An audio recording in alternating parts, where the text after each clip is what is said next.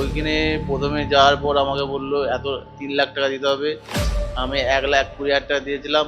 ও Reliance foundation খেলেছে, তার certificate দেখে না অনেকে ভাববে হয়তো তার এই যে সার্টিফিকেট দেখে না, ইউথ রিলায়েন্স ইউথ স্পোর্টস, ঠিক আছে। তো বিশেষ করে দেখো এসব ট্যালেন্টেড ছেলে, প্রতিভা ছেলে যারা এক একটা ট্যালেন্টেড ওয়েস্ট বেঙ্গলের বুকে যারা আছে, শুধু এদেরকে দেখা হচ্ছে না, ঠিকঠাক ভাবে এদেরকে পরিচালনা করা যাচ্ছে না, তাই তো একে আবার সামনে এনে সাকসেস করিয়ে ওই টিচারদের যেখানে গিয়েছিল আজকে, যাদের যে ঘটনাটা ঘটে গেছে, আমরা তার যোগ্য জবাব দিয়ে দেবো, ঠিক আছে। জয় হিন্দ। তো আমাদের মধ্যে একজন স্টুডেন্টকে পেয়ে গেছি, ও অ্যাকচুয়ালি ফুটবলার, তো ক্লাস 10-এর এক্সাম দিয়েছে, তো আজকের আমাদের এখানে অ্যাডমিশন নিয়েছে, সঙ্গে বাবা মা দুজনেই উপস্থিত আছেন।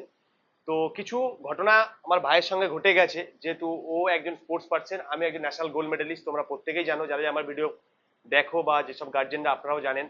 তো কথা হচ্ছে ও এক জায়গায় কিছু কারণ ছিল, সেটা একটা পাস্ট। তো আমার কাছে কথা হচ্ছে বর্তমানে যে আমাদের এখানে এসছে কি উদ্দেশ্য, বা ও কি স্বপ্ন নিয়ে এসছে এখানে, কতটা আমরা ওকে হেল্প করতে পারবো, একটু ওর মুখ থেকে জেনে নিই ওর স্বপ্ন আগামী দিন কি আছে।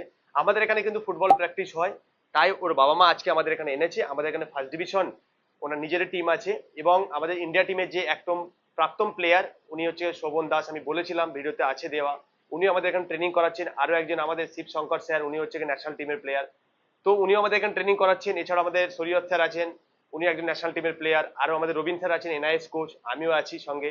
তো আমরা যে টিমটা আজকে তৈরি করেছি, সে যে কোনো স্পোর্টস বলুন, বিশেষ করে ফুটবল টিমটা আমাদের প্র্যাকটিস হচ্ছে, একটা টিম আমাদের যেটা তৈরি হয়ে গেছে।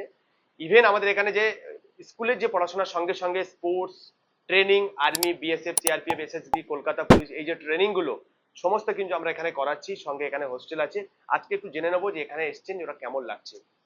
তো প্রথমে জেনে নিই, ভাই তোমার নাম বলো। আমার নাম ইমন জানা। বাড়ি? বাড়ি রাধাপুর, কোন ডিস্ট্রিক্ট? হাওড়া ডিস্ট্রিক্ট। এখন কোন ক্লাসে পড়ো? আমি কোন এখন ক্লাসে এক্সাম দিয়েছো অ্যাকচুয়ালি? আমি 10-এর মাধ্যমিক এক্সাম দিয়েছি। দিয়েছো, তাই তো। তো তোমার কি স্বপ্ন আছে, তুমি কি হতে চাও? আমি বড় হয়ে ফুটবল প্লেয়ার হতে চাই, আচ্ছা বড় ইন্ডিয়া টিম খেলতে চাই। আচ্ছা। এর আগে তুমি কি খেলেছো, কোন কোন মিট করেছো? আমি এর আগে রিলায়েন্স ফাউন্ডেশন, আই লিগ খেলেছি। সার্টিফিকেট আছে তার? হ্যাঁ তো আছে দেখাতে সার্টিফিকেট। পারবে? হ্যাঁ। ওই দেখি সার্টিফিকেট। ও রিলায়েন্স ফাউন্ডেশন খেলেছে, তার সার্টিফিকেট দেখে না অনেকে ভাববে হয়তো তার এই যে সার্টিফিকেট দেখে নাও, ইউথ রিলায়েন্স ইউথ স্পোর্টস, ঠিক আছে। তো বিশেষ করে দেখো এসব ট্যালেন্টেড ছেলে, প্রতিভা ছেলে যারা এক একটা ট্যালেন্টেড ওয়েস্ট বেঙ্গলের বুকে যারা আছে, শুধু এদেরকে দেখা হচ্ছে না, ঠিকঠাক ভাবে এদেরকে পরিচালনা করা যাচ্ছে না, তাই কিন্তু আজকের ব্যবসা, এই যে একটা এত ভালো স্পোর্টস পার্সন, এর সঙ্গে কিছু ঘটনা ঘটে গেছে। যাই হোক, সেটা হচ্ছে বিষয়। আমি একটু জেনে নেবো ওনার মায়ের মুখ থেকে, একটা ঘটনা ঘটিল, কিছু ওনার সঙ্গে ফ্রড হয়ে গেছিল। আমি বারবার একটা কথা বলি, প্রচুর একাডেমি তৈরি হয়ে গেছে, ফুটবল একাডেমি বলুন বা যে কোনো চাকরির জন্য একাডেমি হয়ে গেছে, প্রচুর স্কুল হয়ে গেছে, নার্সিং কলেজ হয়ে গেছে, প্রাইভেট অনেক সেক্টর হয়ে গেছে, সেখানে চলছে কিন্তু বিজনেস। যদি আপনার বাচ্চাকে ভর্তি করতে যদি চান, তো আগে দেখতে হবে যে সেখানে আপনার বাচ্চা ঠিকঠাক থাকবে কিনা, সেখানে পড়াশোনা করতে পারবে কিনা। তো ভাই অ্যাকচুয়ালি ওনার মায়ের মুখ থেকে একটু জেনে নিই ব্যাপারটা কি।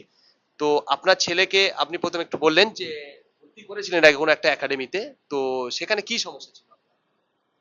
সেখানে সমস্যা ছিল বলতে ভর্তি তো করা হয়েছিল, সেখানে সেরকম ও সুবিধে পাচ্ছিল না, সেই দিক থেকে একটু সমস্যা হচ্ছিল।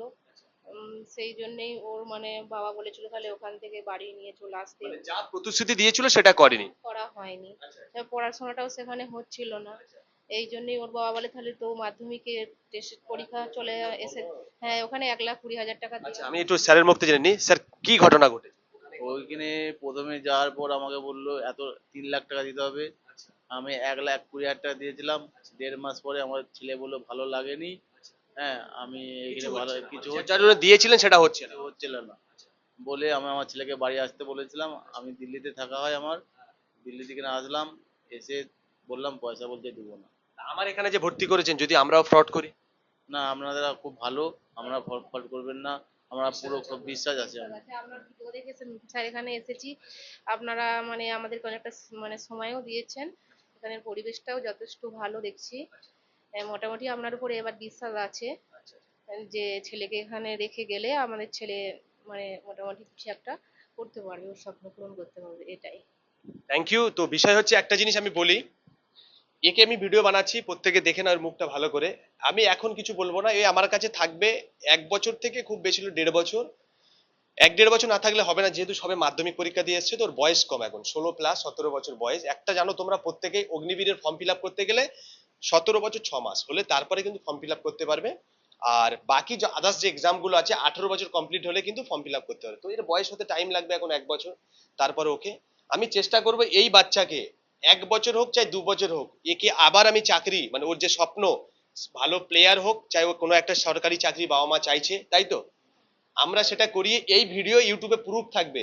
আর ঠিক যদি আমার সময় থাকে বা কোনো আবার এই ভিডিও যারা অডিয়েন্স আছে বা যেসব স্টুডেন্টরা আমাকে দেখেছো আমি অনেক প্রুফ দিয়েছি, তো একে আবার সামনে এনে সাকসেস করিয়ে ওই টিচারদের যেখানে গিয়েছিল আজকে যাদের যে ঘটনাটা ঘটে গেছে আমরা তার যোগ্য জবাব দিয়ে দেবো। ঠিক আছে, যদি কারোর মনে হয় কোনো ডাউট আগে এখানে সে ডাউট ক্লিয়ার করবে। ভাই এসছে এখানে সমস্ত কিছু, আমাদের এখানে অ্যাডমিশন নিতে হবে না প্রথমে। যদি মনে হয় আপনার কোনো যদি কোনো ডাউট থাকে বিশেষ করে গার্জেনদেরকে বলো আপনি আসুন ডাউট ক্লিয়ার করুন।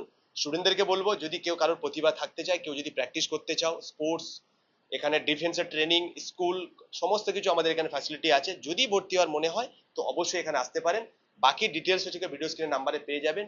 আবার দেখা হচ্ছে নেক্সট ভিডিওতে। জয় হিন্দ।